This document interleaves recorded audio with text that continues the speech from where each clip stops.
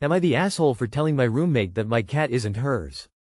So I, 22F, have this one roommate, 20F, that I've kinda always had issues with. Her and I don't click and I don't mind that because it happens. But last night I kinda got after her because I got tired of her treating my cat like she's hers. I'm not sure if it's important, but my cat is my ESA and I don't care that much if my roommates play with her. She's still 5 months and needs quite a bit of playtime. I had set some ground rules though. She's in my room, so I told my roommates that I don't care if they take her out, just message me or let me know. The other rule is that if they take her out they have to leave the door open so she can get to her litter box, food, water, etc. My room is also her space to go when she feels overwhelmed too. This one roommate thought has taken her up to her room and closed the door to her room and my room a couple times and doesn't tell me. So every time I'm searching for her, freaking out a little that she got out. I've told this roommate a couple times to let me know and keep the doors open. She also will have friends over and introduce the cat as, "This is my sweet girl," even if I'm sitting there. Anyway, last night I had gotten fed up with it because at 1 a.m. I wanted to go to bed and I couldn't find my cat anywhere, so I started shaking the treat box. I could hear jingling upstairs, so I looked up the stairs and I watched this roommate chuck my cat out her door. So I marched up there and confronted her. I did raise my voice a bit, but I am pretty fed up with her. Now she's been calling me petty and childish, telling the other roommates I won't let her see my cat because I hate her. Not true, I didn't say she couldn't see the cat, I just told her she needs to listen to the rules and stop treating my cat like it's hers. She's also been avoiding me, telling the other roommates I screamed at her for no reason and that she's worried about continuing to live with me if I can't control my emotions around her. This situation isn't the only thing she's done, but I'm wondering if I should have handled it differently. Edit. I've gotten quite a few comments about her being locked in my room and I think this is the best way to clarify. She isn't locked away in my room all day. Just when no one is home. We, my vet including, believe she has pica, which is where she regularly consumes non-food material. I've been working with my vet with this. My room is the only place I can guarantee that she can't get something. So when no one is home she's in my room, which she's only in for a couple hours a day because my other 2 roommates let her out if I'm not home, and they are. And I have a ton of toys and climbable things in there. I also take her on walks when the weather is nice to help with being locked up. I do not like leaving her in my room, but it is for her safety. Similar to crating a dog. Sorry for any confusion this has caused. Not the asshole. You had clear, reasonable rules and they're not being respected. You might be a bit too sensitive about her saying things like, "This is my sweet girl." There she's arguably just showing affection for the cat. But given all the other rule breaking. Fair enough, hahaha, I'd be annoyed too. Cats don't really seem to care where they get their love and affection from as long as they get it, and if anyone is willing, they'll take full advantage. Cat is going to cat. That said, your roommate is stealing your kitty and holding her in her room. That's not okay. Now she's been calling me petty and childish, telling the other roommates I won't let her see my cat because I hate her. Basically accusing you of what she herself is guilty of, lol. It's just projection, ignore it. Telling the other roommates I screamed at her for no reason. Cat napping is reason to be upset and confront. You are not the asshole here. Seems you have a roommate bent on doing whatever the hell she wants, and damn the consequences. Hopefully either you or her will be able to move out soon. Not the asshole. Get a locking doorknob and a small camera for inside your room in case she tries to unlock the door anyway. She is being disrespectful, and if she chucked a small kitten she is also a danger to it. Not the asshole. I think you need to have a roommate meeting where it's made clear. The cat is not a pet to be shared, it is your ESA. If she is telling the roommates you screamed at her for no reason, and that you can't control my emotions around her, it needs to be clearly and concisely explained that the cat is directly for your regulation of emotions. Her actions of keeping your ESA from you directly led to your emotions being out of check. You can apologize if you feel the need, but she needs to know the cause and effect of her behavior. Not the asshole. It sounds like your roommate doesn't have the same level of respect for pets as you do. She's treating your cat like community property rather than like your fur baby. Especially if your pet is for your own emotional support, it's perfectly reasonable to expect that she's left with you the majority of the time. Her reaction to your upset further illustrates a pretty self-centered person. Don't expect much out of her. With your communication, you'll have to play it brief, informational, friendly, and firm, for the long term. Not the asshole. Your roommate repeatedly ignored your boundaries, took your cat without permission, and even threw her out of the room. You had every right to be upset and call her out. Setting clear boundaries for your pet isn't petty or childish, it's responsible. Am I the asshole for backing out of a 15-minute favor when it suddenly turned into an hour-plus long ordeal? Context. I work from home 2 days per week. Today is one of those days. My wife's workday ends at 4 o'clock, mine ends at 5:30.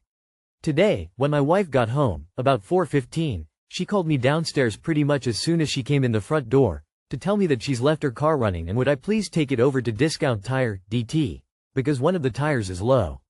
For those not aware, DT provides complimentary inflation and non-sidewall tire repairs. Without complaint, I agree because it's only a 5-minute drive each way, so I can just take a quick 15-minute break from work. I drive her car down there, and the guy tops up 3 tires, but on the 4th his machine won't dispense any air. I see him check it with a manual pressure gauge and then he comes up to the window and tells me that the tire is under 15 psi, so he can't inflate it, but he says they're not very busy right now, they could repair the tire after only about a half-hour wait. I let him know that I need to get back to work. Is there any way he can add even a little bit of air so I can maybe have my wife bring it back and wait? He says no, because it's basically flat. I call my wife to let her know this. My intention is to ask her if I drive back home.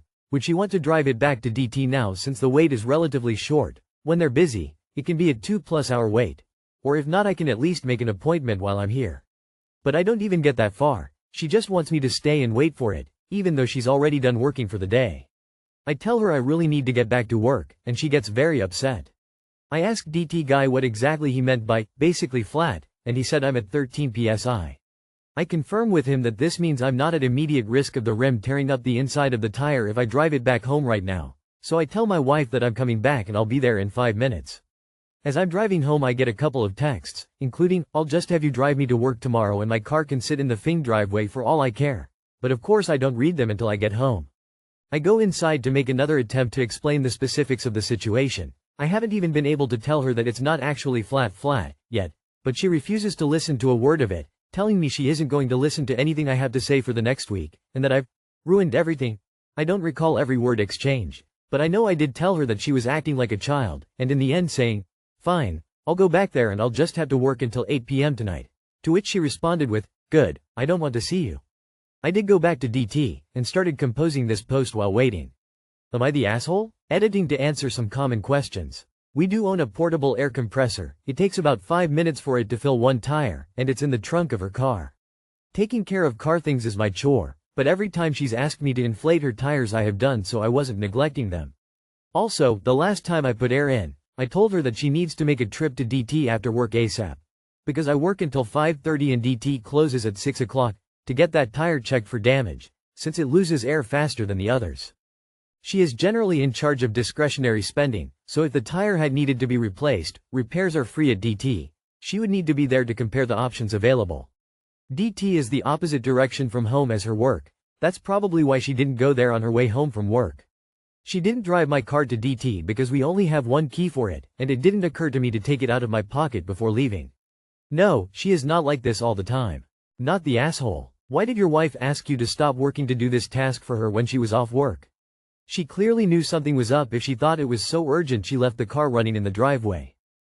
Next time tell your wife to go. It's her car and she's not even working. Not the asshole. What would she have done if you were actually in the office? I wonder if she's one of those who think working from home isn't actually working. Not the asshole. Why didn't she stop on the way home, if it's 5 minutes away from your house?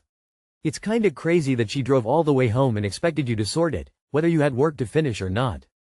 Not the asshole. Your wife sounds like a little brat. Not the asshole. You could have ended your post at, my wife can home with the car running and told me to take it to DT. WTH, you are working and she isn't. It makes zero sense that she wouldn't go there directly on the way home from work. Am I the asshole for telling my mom that she can try learning how to buy things herself? My dad and I both wanted electric toothbrushes and there was a good sale at Costco for a 2-pack. I had asked him if he could get it and I'd pay my half. It just so happened he also wanted to buy one, so he said okay, he'll get it for us.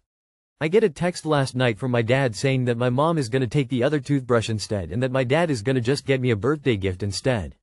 My dad never gives me gifts, so I knew something was up. Telltale sign for me that my parents have been arguing and now my mom wants this.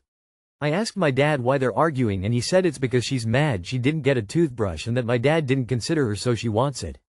Obviously I'm mad cause I'm the one who kindly asked my dad to grab it for me since I don't have a Costco membership, but I told my dad it's fine, I'll get my own somewhere else and my mom can have that one. But I didn't do that without giving a snark comment to my mom of, Mom, you can have this. But maybe for the future you should also learn how to buy things yourself so you don't get mad when dad and I are buying things for ourselves. My mom gets mad every time we make a tech purchase for ourselves. She had me buy a smart watch for her because I gifted one to my dad for Christmas. She didn't like my comment, but that's not a surprise. Am I the asshole for telling my mom that she can learn how to buy things for herself? What in the fucking entitlement is going on here in this comment section? You are obviously not the Also, we don't know the full extent of the relationship between OP and their mom. Seriously, WTF? Edit to add. Not the asshole. Not the asshole. This sounds like something that needs to be sorted out between your parents though. Not a responsibility dumped on you. I mean, your dad should have either A, grabbed a toothbrush for your mom at Costco because truly that's what being married is about, or B, kept the deal with you and then grabbed mom an extra toothbrush when he realized he messed up. So he's kind of dumb and bad at managing these situations. Feels a bit mean to snipe at your mom, who just felt left out that everyone else had new toys and no one had thought about her. Dude, your mom is weird. Not the asshole. She sounds like a little kid who sees someone else has something and then wants it. She must be a delight. Not the asshole. They only come in a 2-pack. Woman shrugging, light skin tone. She could have just checked Target or Walgreens and gotten the same brand in a single lol. Am I the asshole for refusing to attend my brother's coming-of-age birthday party? For some background. I, 22F, have a younger brother, 4Y difference. Our family has a history of having only girls in line, so naturally my brother is everyone's treasure, especially our mother's, who treats him like some delicate flower. Basically, I grew up stuck between boarding school during the week and doing chores around the house on weekends because my brother was always too young to do chores. Or, it's girl's job to clean and cook. It's the same even today. I do chores, he goes out with friends. I would lie if I said I don't get annoyed by it. He's clearly our parents' favorite child, and I often get told that I should do better as a woman. In the past I used to be less vocal about it, but these days I'm starting to notice more things that don't necessarily sit right with me, and one of them is my brother's coming-of-age party. Here, that particular birthday party is the most important one you'd ever have. Our parents organized everything for their son, reserved the venue, got him to invite all his friends and the whole family, hired a whole team just to decorate the venue in whatever theme their son picks. Even managed to book a DJ that's famous in the area and therefore hard to hire. And now, don't get me wrong, I also think that this particular birthday is meant to be celebrated big, I really do. But I still remember mine. My coming-of-age party wasn't meant to happen. Our mother was against it, saying that we don't have enough money to throw a whole party about it. At the time I was very persistent because I wanted to have this celebration. I fought with our mother about it really bad, and in the end it was Dad who convinced her to allow it. I did have my celebration, though now that I look back at it I really wish I didn't. My coming-of-age party was at a restaurant, with music played from a Spotify playlist, and just a few closest friends of mine, plus the close family. Am I saying it's bad? No. It was a great night and everyone had fun. It's just everything around it. All the fights to have the celebration, the pressure of choosing only the smallest number of guests, having to explain why I couldn't invite all of them, and all the preparations I had to do on my own. I was also told to give away the money I got in presents to pay back my parents for the party. It's a tradition that guests give you money for you to start your adulthood with it. Some people use it for college, some buy their first car with it, whatever is your priority. I didn't get to keep it. And now that it is my brother's turn to have his party, and seeing how different treatment he gets, I might have reached my limit. I pointed out how unfair it is, as our financial situation didn't change, and told them that I will attend the party only if he will give away the money he receives. Just like I was told to do. Otherwise, I won't go there. I felt truly hurt, still do, but am I the asshole for giving such an ultimatum? Because I definitely feel like one.